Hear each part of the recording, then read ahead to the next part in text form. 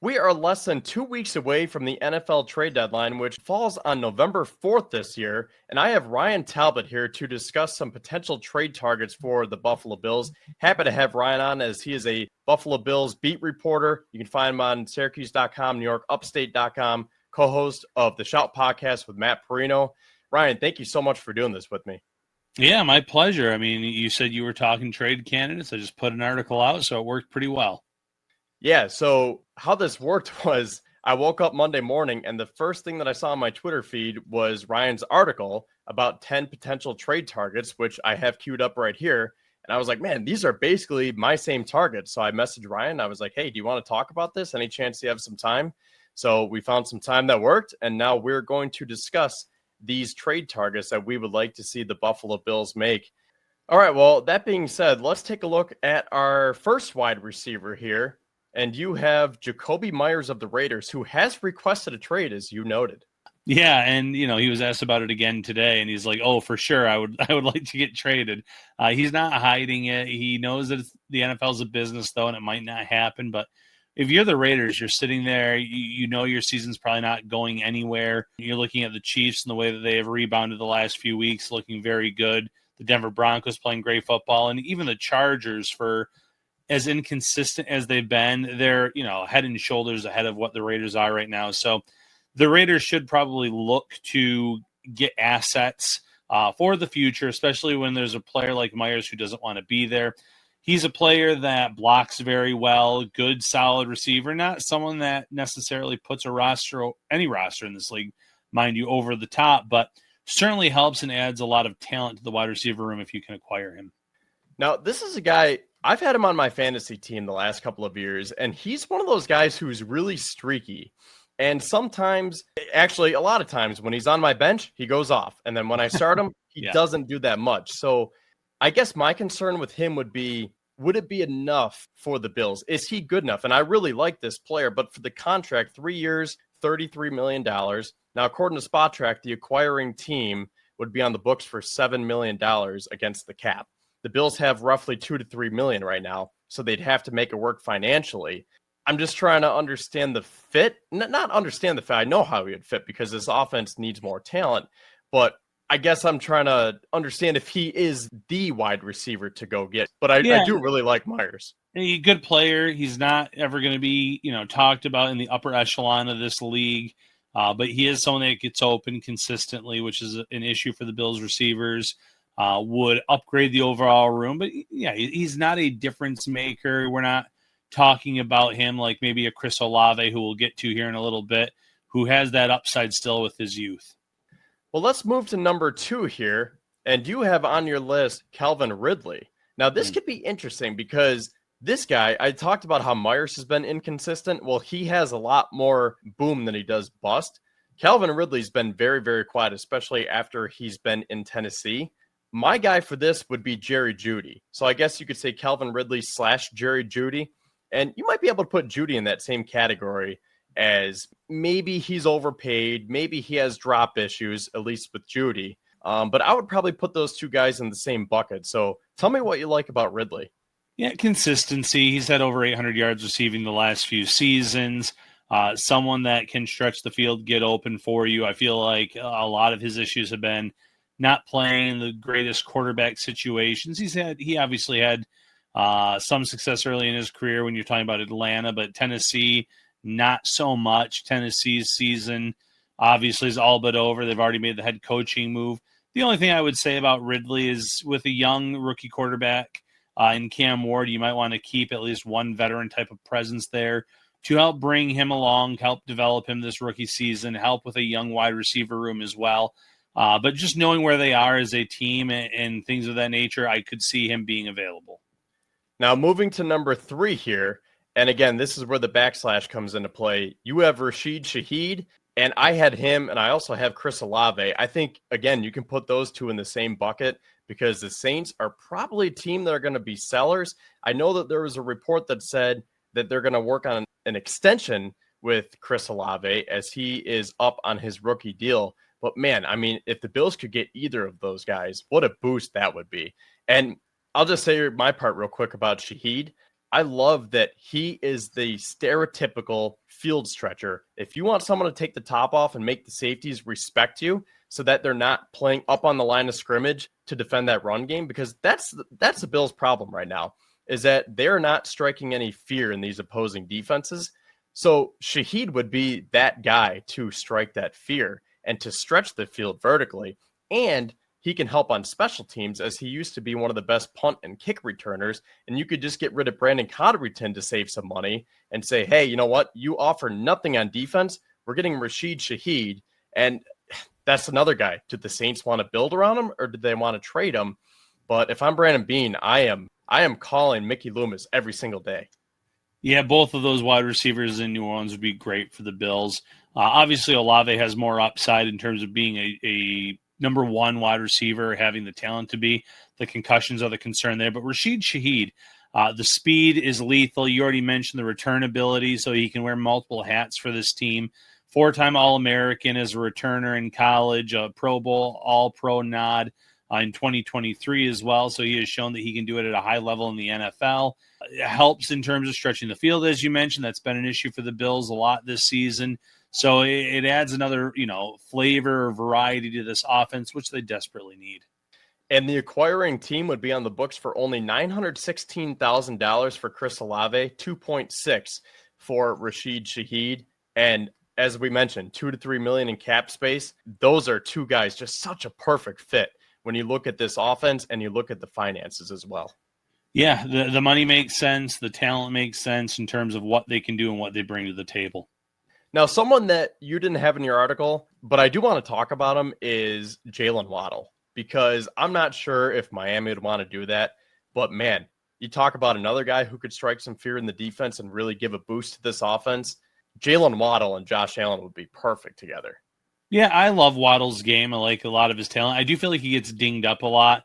Not that he doesn't play through it, but it feels like he's always getting banged up a little bit. That gives me a little bit of concern. But it didn't make the article just because I don't see the Dolphins trading a playmaker like that in the division. I have a defensive player from Miami that I can see the Bills looking into, but that's not like this franchise-altering move where if you move Jalen Waddle, you want to get at minimum a second-round pick that's a true second-round pick. And if you trade him to Buffalo, you're talking about a late second-round pick that's more like a third. So I just don't see that one happening, but I love the talent, obviously. Moving on to number 4 here, and I guess you could probably see it, so it's not that much of a surprise, but Jeffrey Simmons. Now, this is more of a pipe dream, as 100%. you noted, but man, I mean, if the Bills could make this work, they would only be on the books for a little over $10 million. So it's not like it's totally unreasonable. If you could move some money around, maybe throw in AJ Epinesa. I don't think Greg Rousseau would be part of the trade, but a guy like Epinesa, just to get rid of some of that money. I talked about Cotterington, who they could just get rid of. I mean, I think it's worth noting that maybe Jeffrey Simmons is more realistic than some people like myself originally thought. You'd have to give up a first-round pick, in my opinion. And, there's hesitancy from the Bills to give up draft picks in general. They have not drafted extremely well, though, in the first round of the draft in terms of hitting home runs. I still feel like Jeffrey Simmons, at his age, at his ability, is worth a first-round pick. He is a home run hitter for a defensive line. He would change everything about the spine of the defense that I was talking about earlier in the show. He and Ed Oliver would be a lethal combination. Deion Walker coming in a rotation, learning from Simmons as well, and Ed Oliver. Obviously different skill sets, different abilities in those players, and Deion Walker. But it doesn't matter if you're learning from guys that have been in this league and they have great talent. That's all going to help a guy like Deion Walker.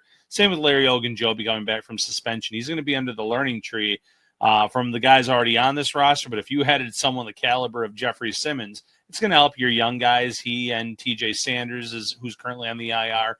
But it's also going to make this defense that much better. Yeah, I mean, let's not forget that the Bills could have had Simmons the year that they drafted Ed Oliver. Yeah.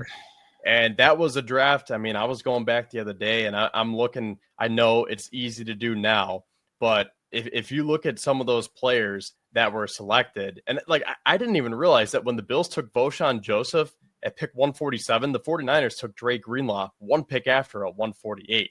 And obviously that was the infamous year that the Bills traded up for Cody Ford over DK Metcalf and AJ Brown. So there's a lot of open wounds there, I guess A open lot of wounds, what right? could have been, Yeah, right? exactly. So for sure. Yeah. And it's stuff like that you look back at, and Cody Ford makes sense. The Bills are trying to upgrade their offensive line, make sure that they had a good unit for a young quarterback, and it just didn't pan out, still playing in the league, obviously. But it's always interesting to look and see who is taken around that point, and people are already doing it now is just with Keon Coleman. And, you could have had Ladd McConkey. You could have stayed put, grabbed Xavier Worthy, and the list goes on. But, in time, we'll know how good or bad of a pick that was. But some of these other ones, like the Voshan Joseph over Greenlaw, that one definitely hurts. Moving on now, I'm going to lump these two together. So Mm-hmm. at number 5, we have Logan Wilson, linebacker with Cincinnati, and number 6, cornerback Cam Taylor-Britt.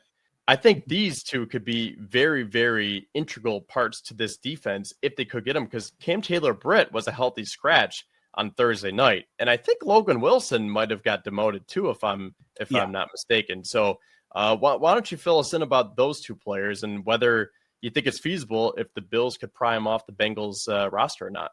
I think that both are feasible. I think Logan Wilson might be more feasible based on his contract, and maybe Cincinnati wanted to unload that. He's been a team captain. He's playing a lot of special teams. He was demoted for a rookie. They wanted to get a rookie on the field to give a little bit of a spark to that defense, but it was Wilson that was in on a pivotal play on that Thursday night football game where he had a pass breakup in coverage on an Aaron Rodgers throw. So he does have that ability. He is a very good tackler. Compared to the other linebackers in that Cincinnati room, he has their best missed tackle rate. So he's more of a sure tackler than anyone else on that roster. Obviously, tackling has been a huge issue for the Bills. Linebacker play has been a huge issue for the Bills. Bernard's underwhelmed since signing this new deal. Milano's been injured. Dorian Williams has been banged up, but hasn't performed great. And then you have a lot of unknowns, obviously. Shaq Thompson, obviously, has been outstanding, but he's a veteran. He's had some injuries in his career. Not someone that I necessarily can sit here and say with certainty will last the entire season. You sure hope so. But then after that, it's, Joe Andreessen, and you have Jimmy Charlo on the practice squad now, who was previously up on the main roster. Adding another proven player wouldn't hurt at the linebacker position. You could go back to New Orleans, Demario Davis as well. He's a player that I feel like the Bills have shown interest in before. He has an attainable cap hit. So I wouldn't mind if they looked at the linebacker position. Yeah, I mean, I think it makes sense for both of those. Again, I just come back to how do the Bills view this with all of the returning players from suspensions and injuries. But that being said, we have another very, very interesting cornerback here in Tariq Woolen, potentially coming over from the Seattle Seahawks. And what do you like about him? Because I'll have to double check the numbers, but I think the acquiring team would only be on the books for about $2 to $3 million. Yeah, freakish athleticism. He and Cam Taylor-Britt both played very well early in their careers. It hasn't been the same since their rookie seasons. Woolen had 6 interceptions as a rookie, a lot of pass breakups, hasn't had as much success. Physical, you can get a little handsy at times, but the traits are just through the charts. He's someone that I wouldn't mind the Bills looking into, because even with Max Hairston's 21-day window being opened up, you do have to worry about whether he can stay healthy the rest of the season, what Trey White has left in the tank, and you want to add further depth to that position, competition. So he helps in that area, as does Cam Taylor-Britt. Britt's another player that hasn't played as well since his rookie season. Missed tackles have been a little bit of an issue, so that might be a deterrent to the Bills because they already have enough tackling issues. But anytime there's a young player that's potentially available that has shown a lot of promise, I feel like they're worth at least making a call about. Yeah, and the official number is 3.3 million. So totally doable. And you mentioned those freakish traits. I would love it if they were able to pull the trigger on that. Moving down here to number 8, we have Jason Pinnock, a safety here with the 49ers. What do you like about him? It's not even so much what I like about him and the other safeties, it's just how bad the safety play has been for Buffalo, especially with Taylor Rapp. The Bills were really counting on him this season. Months leading up to the season, we heard Sean McDermott say we're just looking for someone to start opposite T-Rapp at the other safety spot. Obviously, they wanted Cole Bishop to win that job, and he did. But rap has really fallen off. Missed tackles galore for him and Bishop, mind you, but he's really been off this year. He just hasn't been the same player that Buffalo has gotten to know. They actually had more of a spark when they had Jordan Poyer in that game against Atlanta a few weeks ago. So it's concerning, but, Pinnock is someone that has shown some consistency in his career. He's not a flashy player. He's just kind of buried on the depth chart in San Francisco. They have some pretty good safeties in front of him. I just think that he could be obtained for a reasonable price. The one thing I'll say, though, is the 49ers know better than even the Bills probably this year about injuries and how much you need that next man up. So they might be hesitant to move on from Jason Pinnock because of the fact that they've dealt with so many injuries across the board this year, and they know they're one injury away from possibly needing him again. Keeping this moving here, going down the list, talking about a couple of other DBs. You have Jeremy Chin, who I've always been a fan of. I have Eric Stokes, both with Raiders. So I'll let you talk about Chin first, and then I'll just give a little spiel about Eric Stokes, because I think the Raiders, we already talked about it with Jacoby Myers. They're not going anywhere this year. So if you can pry one of those players off, whether it is Myers or whether it is a DB, or maybe I guess I have an infatuation with the Raiders because I wanted Adam Butler, that defensive tackle, Malcolm Kuntz, former UB product, obviously Khalil Mack. So I've always had a thing for these Raider players, but I don't know. You think this is a year that the Bills could finally get one of them? I do. Chin is a tackling machine, 100 tackles or more in 3 of his 5 seasons. Athletic player, can play in the box at the safety position, can do a lot of things really well. Seemed to be someone that I thought would be on the Bills' radar years ago in the draft class. Didn't come to fruition. He did sign a 2-year deal with the Raiders, so maybe the Raiders would want to keep him around for another season. But I think for the Bills, that maybe works in their favor too, saying it would be nice to have a guy, if we acquired him, he's on the books for the following season as well. So tons to his game that I like. Same with Stokes, who I'll let you talk about. Yeah, so I just kind of stumbled upon him because I'm looking at these depth charts and I'm like, who could be sellers at the deadline and who has rookies that are promising and coming up? And the Raiders gave Eric Stokes just a 1-year, $4 million contract. His base salary is only 1.5. So the acquiring team, in this case, the Bills, would probably only be on the books for about $1.5 to $2 million. I don't know the official number, but it would be a relatively cheap contract, especially considering the cap situation. And this is a guy who he essentially replaced Nate Hobbs, right? Because the Packers signed former Raiders cornerback Nate Hobbs. The Raiders took Eric Stokes, and he's really blossomed this year. So his reception percentage allowed this year is just a 52.6, which is one of his career best so far. Obviously, the season is still young, but we know how the Raiders defense has been in shambles. So for him to put up these numbers to go along with a passer rating allowed of 72.9, which is also a career best so far. I don't know. Maybe the Bills want to take a flyer on him because the Raiders, let's not forget, they drafted Darian Porter, another one of my guys. And maybe I saw some tweets that Raiders fans are saying, hey, when are we going to get Darian Porter in the lineup? So maybe they'll say, you know what? It's a cheap enough contract. If we can get a 4th-round pick for Eric Stokes and we'll let Darian Porter play with those freakish traits, let's do it. You help us, we help you. I don't know. Maybe Stokes could be on the block because I haven't really heard too much about him. Again, maybe the Raiders say, no, we can't keep giving up the only players who are performing for us, but you never know. Yeah, it's a tough spot for them with their record and thinking for the future as well, because it seems like a lost season. Always worth picking up the phone to try to make a call on a player like that. And finally here, as you can see at the bottom of the screen, you have Ashton Davis, the cornerback with Miami, right? He's a corner? Yeah. Well, no, he's safety. Right, okay. And you said down there he also played nickel corner in his career. He has in his career, yeah. So he has versatility.